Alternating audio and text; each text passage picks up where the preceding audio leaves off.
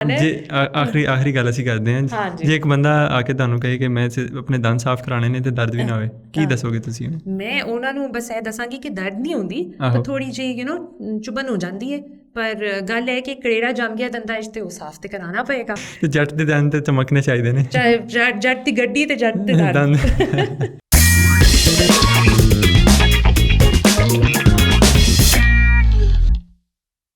अच्छा ये ना एक साल पहले मुझे स्केलिंग करानी बिल्कुल नहीं थी, क्योंकि मुझे बड़ा डर लग रहा था कि मैंने थोड़ा सा गूगल किया, 2-4-5 दोस्तों से पूछा।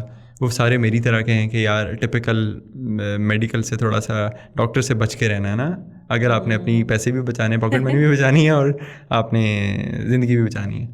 तो काफ़ी खौफनाक तस्वीरें नहीं, पब्लिक ऐसी ही है।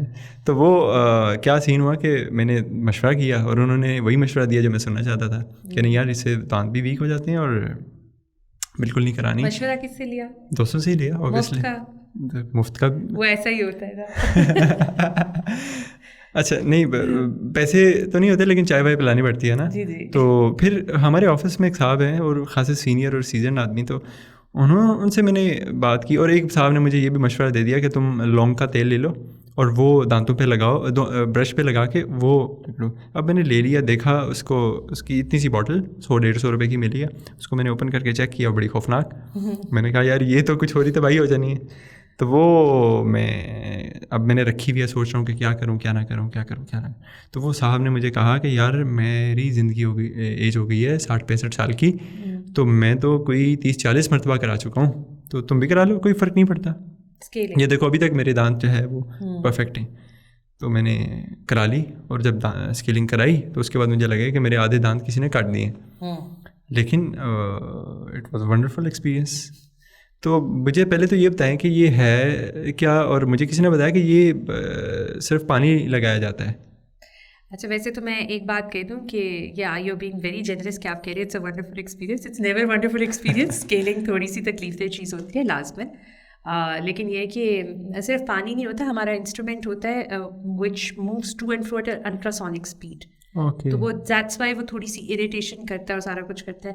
और अनफॉर्चुनेटली पेशेंट्स बहुत कंप्लेन करते हैं कि आप मसूड़े के अंदर जा रही हैं। द थिंग इज़ कि जब तक हम डीप क्लीनिंग सही तरह नहीं करते हैं रिजल्ट अच्छे नहीं आएंगे, बॉडी हील नहीं करना शुरू करती। जिस तरह कोई भी जख्म है उस पर गंद शन लगा तो साफ करेंगे तो ठीक होगा। लेकिन ये दांतों में गंद बनता कैसे है? लाइक मुझे अपनी पर्सनल हैबिट्स पता है, मुझे दांत साफ करना बिल्कुल अच्छे नहीं लगते थे।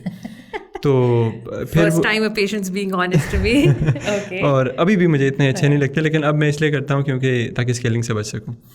लेकिन वो मुझे ये लगा कि शायद मैं दांत अच्छे से साफ़ नहीं करता था, इस वजह से इतना ज़्यादा गंद जम गया। और 1-1.5 साल पहले मैं इस वजह से मजबूर होकर गया कि मुझे अपने दांत देखने का दिल नहीं करता था।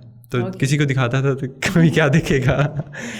अच्छा देखिए, it's really important to understand कि दांत साफ करना आपके पूरे जिस्म की सेहत के लिए इंपॉर्टेंट है। And I am not just saying this of the back. Researches हुई हैं जिसके अंदर दिल की हेल्थ है, गट हेल्थ है यानी कि स्टमक की हेल्थ है, और पूरी बॉडी सिस्टम की जो हेल्थ है ना, इवन इन्फ्लेमेशन के लेवल्स वगैरह वो आपकी मुंह की हेल्थ के साथ लिंक्ड होते हैं।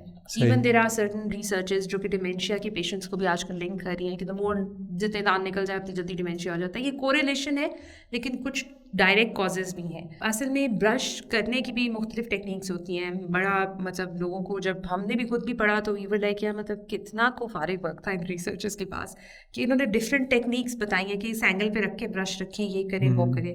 तो एक तो ये कि अब ज़ाहिर है ब्रशिंग हमारी इतनी परफेक्ट नहीं होती, कुछ कॉर्नर्स होते हैं, ज़बान की साइड ऐसी होती है जो इतनी अप्रोचेबल नहीं होती, तो मुश्किल से ब्रश हो सकता है, और वहाँ पे ब्रश पहुँच नहीं सकता। उसकी टेक्निक्स होती हैं उसको तो लेके जाने की। दूसरी चीज़ जो मुझे सबसे इंपॉर्टेंट लगती है, it's the diet that we have. अब हमारी डाइट, मेरी इंक्लूडेड, इज़ वेस्टर्नाइज्ड। हमने गोरे की डाइट अपना ली है, और वो इतनी हाई शुगर कंटेंट में और हाई सोडियम कंटेंट की डाइट है कि उसके लिए दिन में 2 दफ़ा ब्रश करना is not exactly a very good solution to all the problem. और सेकेंडली हम लोग 24 घंटे खाना शुरू हो गए हैं। और आप मतलब हिस्ट्री में जाएं तो hunters, if you were a hunter और you were a gatherer, you would eat दिन में 1 या 2 दफ़ा खाना आप खाते होते थे। उसके अलावा मंचिंग का तो सीन ही नहीं था। अब तो चिप्स और बिस्किट से जान ही नहीं छुटती बंदे की। फिर उसके बाद हमने चाय कॉफ़ी भी कंज्यूम करना समवन टोल्ड मी कि ये जो कच्चे फल हम खाते हैं तो वो आपकी बहुत ज़्यादा सफाई कर देते हैं और अब वो खाना ही छोड़ दिए। That's very good. That's very good. That's exactly what I mean by Western diet. हमने नरम चीज़ें खाना शुरू कर देती हैं। मदर्स आती हैं, टेम्पर हो गए हम बहुत ज़्यादा। अब तो हम सब बर्गर बन गए हैं ना सिर्फ थोड़ी से लोग नहीं रहे हुए। तो अब मदर्स मेरे पास आती हैं तो I make it a point of asking them, क्योंकि मेरे सीनियर्स ये पूछते थे मेरे सामने तो मुझे बड़ा इंप्रेसिव लगता था। वो पहली चीज़ ना बच्चे के दांत देख के पूछते थे, अच्छा आप इसको सब खाना देती हैं? मतलब कहती थी नहीं हर चीज़ खाता है। फिर वो कहती थी सेब कैसे देते हैं आप इनको ना? तो द मदर्स वुड से कि हम काट के देते हैं सेब, बच्चा बाइट नहीं करता सेब को। ना बच्चा सेब की स्किन खा रहा है, ना बच्चा सेब को बाइट करके खा रहा है। तो वो जाहिर है फिर वो सॉफ्ट डाइट होगी, कट करके पीसेस में दे दिया आपने। There's nothing hard that children eat nowadays. उसकी वजह से यहाँ तक कि हमारी फेस की फॉर्मेशन, हड्डी की फॉर्मेशन भी चेंज होना शुरू हो गई है। ज़रा छोटी छोटी जॉज आना शुरू हो गए, बर्गर टाइप से जॉज आना शुरू हो गए। तो ये उस पर बड़ी इट्स अ ह्यूज फील्ड जिसके अंदर हम लोग ये सारी चीज़ें पर यानी वो जो दादी और नानी के टोटके थे वो काफ़ी ज़्यादा फ्रूटफुल थे हमारे लिए। अब या उनकी जो डाइट प्लान होता था स्पेशली कि अगर इतना बेबी है उसके लिए ये डाइट है, बड़ा हो गया है इसको अब ये दें। अच्छा तो पता क्या, it's a double edge sword, सच्ची बात है, दो धारी तलवार हैं ये बातें। बिकॉज कुछ ऐसी बातें होती हैं जिनके जेन्युइनली बड़े अच्छे ग्राउंड होते हैं। जब मतलब वो कहती हैं कि अच्छा आपने ये चीज़ खानी है, आपने सेब काटे बगैर उसके छिलके के साथ खाना है। तो जब आप साइंस में मतलब पढ़ना शुरू करते हो, प्रैक्टिकली देखते हो, यू लाइक हाँ जी इन चीज़ों के फ़ायदे हैं। लेकिन एट द अदर एंड कभी कभी कुछ टोटके इतने डेंजरस हो जाते हैं कि वो मतलब लॉस ऑफ लाइफ तक ले जाती हैं बातें। तो फिर आई ऑलवेज थिंक कि instead of opting for a टोटका आप अपने हेल्थ के प्रोफेशनल से पूछ लें, अच्छे होते हैं डॉक्टर, बता देते हैं। अच्छा जैसे मेरा भी वो न्यूट्रिशनिस्ट एक दोस्त है तो उसने मुझे बोला एक चीज़ में कि वो हम ऐसी कुछ खा रहे थे तो उसने कहा कि यार अब मैं ना अगर मेरे पास जो मतलब उनके आगे पेशेंट्स तो नहीं होते, क्लाइंट्स होते हैं, उसने कहा कि मैं उनको रिकमेंड करता हूँ कि वो देसी घी ना खाएं। लेकिन मेरे अब्बा जो हैं वो आते जाते ही जो है ना वो तो देसी घी के अलावा खाते ही नहीं है, ये जो वनस्पति घी है वो नहीं खाते। तो मैंने पूछा यार वो मना क्यों करते हो? उसने कहा यार सीन ये है कि अब जो हमारा जो लाइक जितना भी डेली रूटीन है ना वो देसी घी हजम नहीं कर सकती। तो अगर आप जो है वो लाइक 800 सीसी या 600 सीसी की गाड़ी में जेट ऑयल डालेंगे, वो हाँ उसका फ्यूल डालेंगे तो गाड़ी फिर भी फारिग हो जाएंगी। तो आई गेस कि हमारी जो रूटीन है वो सारी अब जो है वो बर्गर वाली हो गई है, तो अब हमें खाना भी यही पड़ेगा। कंप्लीटली सेडेंट्री हो गए हुए। वैसे आप बर्गर बात कर रहे हैं तो मतलब ये गलत बात है, कुछ लोग अपने बर्गरों के हकूक़ के लिए भी खड़े हो जाते हैं यहाँ पे। खैर अच्छा ये तो बात होगी कि ये इतना सारी गंदगी जो है वो दांतों में जमा की होती है। तो अब अगर स्केलिंग करानी है तो किस डॉक्टर से कराएं?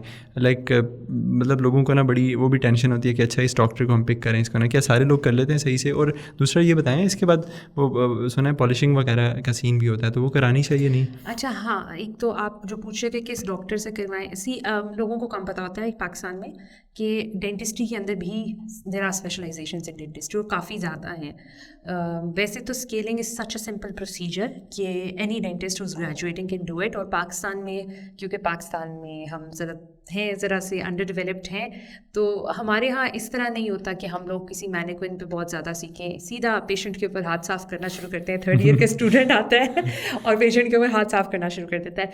तो आई जेन्युइनली बिलीव कि अनलेस कोई बहुत ही बुरा किस्म का कॉलेज होगा, तो आई ट्रूली बिलीव कि पाकिस्तानी डेंटिस्ट स्केलिंग वगैरह और इस तरह के सिंपल प्रोसीजर्स में they very adapted to it. कोई इतना कोई कॉम्प्लिकेटेड प्रोसीजर है और ना ही इतना कोई ऐसा प्रोसीजर जो नहीं किया होता। आप 3rd ईयर में करते हो, 4th ईयर में करते हो, हाउस जॉब में करते हो, तो I think even a house surgeon is very qualified to do a scaling and a polishing.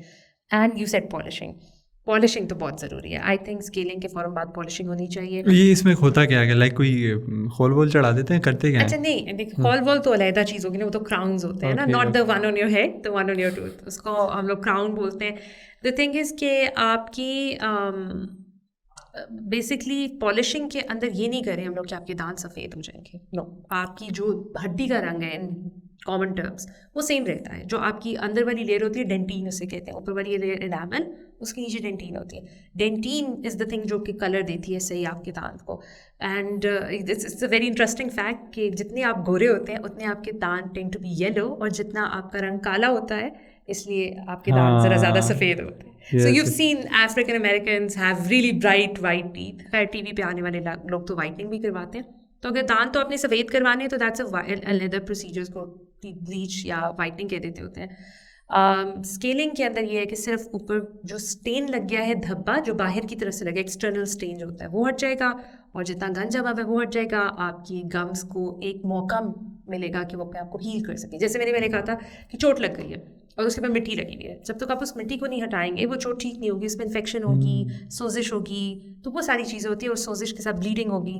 तो दैट्स इट। और पॉलिशिंग में we use certain abrasive materials जो कि एक शाइन आप समझ लें, या सरफेस को स्मूथ कर देते हैं, सरफेस को ख़राब नहीं करते लेकिन सफ़ेद भी नहीं करते हैं। अच्छा, यानी लुब्बे लुबाब ये है, या तो ये है कि हम अपनी जो पुरानी लाइफ है उसमें वापस चले जाएं और अगर इधर रहना है तो फिर स्केलिंग करानी पड़ेगी। स्केलिंग तो हर साल करवाएं आप। वैसे तो बेहतर ये है कि हर 6 महीने बाद अपने डेंटिस्ट के पास पहुँचें, अपने डेंटिस्ट को अपना दोस्त समझ लें and find dentist that you are comfortable with, find somebody that who explain stuff to you, आपको समझाए बैठ के और आपके लेवल पे आके समझाए ना। अगर मेरे पास कोई पंजाबी स्पीकर आता है तो मैं उसको ये तो नहीं कहूँगी कि ना आपके दांतों में कैलकुलस लगा हुआ है, मैं उसको साफ लफ्ज़ों में बताऊँगी दांतों में कड़ेड़ा लगा हुआ है इसको हटवाना है। आखिरी गल असी करते हैं। हाँ जी। जे एक बंदा आके तुहानू कहे कि मैं अपने दंद साफ कराने ने ते दर्द भी ना होए, की दसोगे तुसीं? मैं ਉਹਨਾਂ ਨੂੰ बस ਇਹ ਦੱਸਾਂਗੀ ਕਿ ਦਰਦ ਨਹੀਂ ਹੁੰਦੀ, ਤਾਂ ਥੋੜੀ ਜਿਹੀ ਚੁਭਨ ਹੋ ਜਾਂਦੀ ਹੈ, ਪਰ ਗੱਲ ਹੈ ਕਿ ਕੜੇੜਾ ਜੰਮ ਗਿਆ ਦੰਦਾਂ 'ਚ ਤੇ ਉਹ ਸਾਫ਼ ਤੇ ਕਰਾਉਣਾ ਪਏਗਾ। ਜੇ ਸਾਫ਼ ਕਰਾਓਗੇ तो ਤੁਹਾਡੇ ਦੰਦ साफ रहेंगे, ਤੁਹਾਨੂੰ भी चंगा लगेगा, ਤੁਹਾਡੀ सेहत भी चंगी रहेगी। सो बात तो वही है कि आप उर्दू बोल सकते हैं, उर्दू बोलें।